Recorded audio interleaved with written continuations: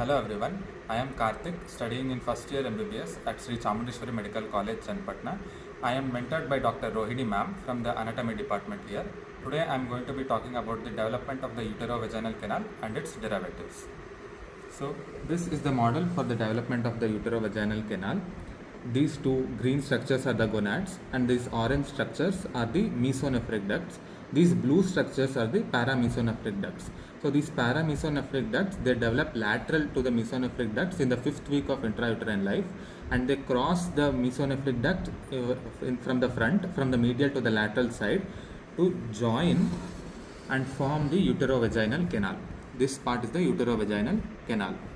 So this uterovaginal canal, it is mainly formed on the paramesonephric duct, hence it gives rise to structures in the female reproductive system. So now let us see what are the derivatives of this paramesonephric duct. The upper unfused part of the paramesonephric duct gives rise to the oviducts or the fallopian tubes, and the middle fused part of the uterovaginal canal gives rise to the uterus, and the lower part, which is in touching the urogenital diaphragm, will give rise to the vagina with the vaginal folds and all that. And in the male also there are few vestigial structures which are given rise by the paramesonephric duct. That is, first, the orange structure is the appendix of the testis, and this orange structure is the utricle of the prostate. These are the two structures which are arising from the paramesonephric duct in the males. So now let us look at a few common anomalies of the uterus which are arising from the non-fusion of the paramesonephric duct and the formation of the vagina also. So the first one which you are seeing here is the bicornuate uterus with one rudimentary horn. It occurs mainly because of the paramesonephric duct fuses only in the upper part. So paramesonephric duct, it is fusing only in the upper part, so you are having only one rudimentary horn with the bicornuate uterus. And then the second one here is the cervical atresia. The cervical atresia, you can see here both sides there is atresia, so the cervix has undergone atresia, again due to non-fusion of the uterovaginal canal. And then here you are seeing this uterus diadelphys with a double vagina.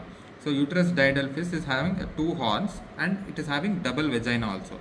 So this is mainly the fusion of the paramesonephric duct is not happening at all. From up to down there is no fusion.